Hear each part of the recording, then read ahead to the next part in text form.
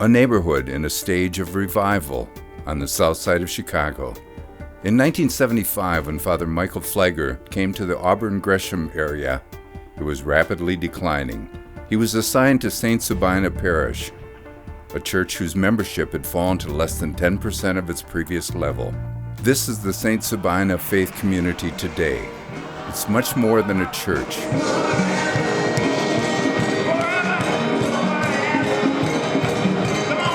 It's a movement.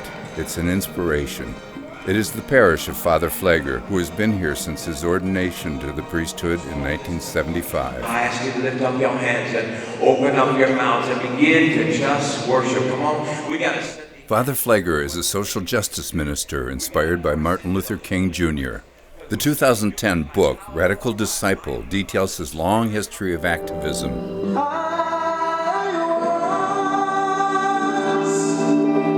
This Sunday service is a strong demonstration of Father Pfleger's social justice ministry in action.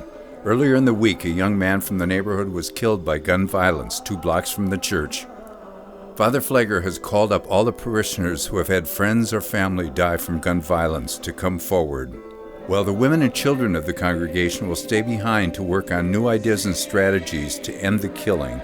The men will take to the streets to serve notice to the gangs behind this violence that this has to stop. There's a woman who feels she wants to go out, she can, but I'm just asking a recommendation that the women stay in, because the boys need to see men. With those words, Father Pfleger once again took his social justice ministry to the streets. A block away from the church, the group passed through the memorial park that the parish had been instrumental in creating from an abandoned gas station lot and drug hangout. A block further brought them to the site where the young man died several days earlier. This is where he lay for hours in this spot, creating anger when they watched their brother lay on the ground.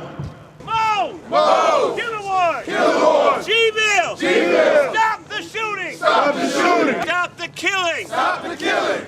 Neighbors! Neighbors! Stop being afraid! Stop being afraid! Tell what you see! Tell what you see! Break the silence! Break the silence! Break the silence! Now, just to your right here, you have 2 clear channel billboards. He was actually arrested for defacing these 2 billboards that we're presently looking at. Chapter 5 of the Radical Disciple book, Painting the Town Red, details one of the most important efforts in the history of the Billboard Wars. This campaign took place in the late 1980s and early 90s, and Vince Clark was right there beside Father Pfleger, as he still is today. We did a billboard survey within a 10-block radius in this area, and we found that there were 119 alcohol and tobacco billboards. 119. That many billboards advertising the gateway drugs in their neighborhood was totally unacceptable to the congregation. Father Pfleger began to try to negotiate with the billboard companies, the advertisers, city officials. He even went to Washington, D.C. to testify before a congressional committee, all to no avail.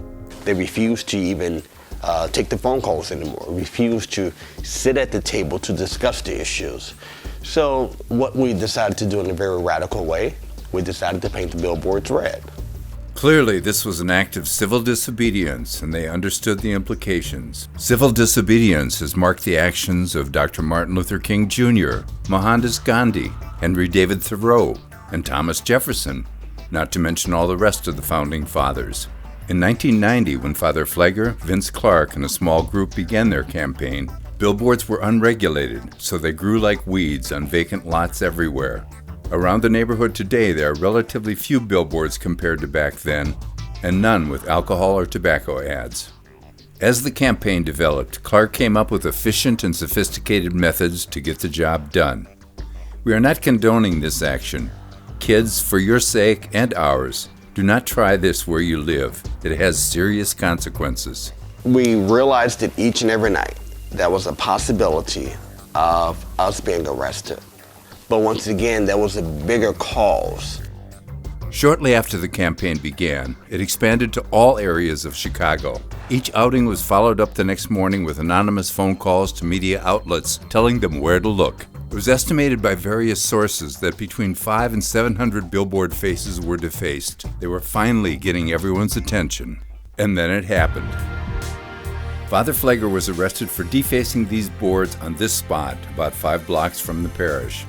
At the time, there were 3 boards here owned by Gateway Outdoor. Clear Channel wasn't even in the outdoor advertising business at the time. Gateway representatives caught the crew and called the police, who later arrested Father Pfleger at the parish. The arrest never really slowed down the effort. Their actions gained a lot of publicity, and 1 year later, July 2nd, 1991, Father Pfleger was found innocent by a jury. His defense was the classic necessity defense.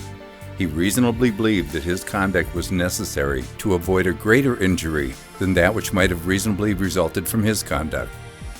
The alcohol and tobacco billboards did not immediately go away, but they were clearly in retreat. Father Pfleger and Clark kept up their efforts, and people began to notice. A few cities like Baltimore and Cleveland picked up the fight against these ads. By the end of the decade, cigarette ads were banned nationally on all billboards, and alcohol billboards are regulated in certain areas. Through the efforts of the folks at St. Sabina Faith Community, billboards are now registered and regulated in Chicago, and thousands of illegal billboards have come down. What happened here is strong testimony to what a community can do when it decides to take a stand.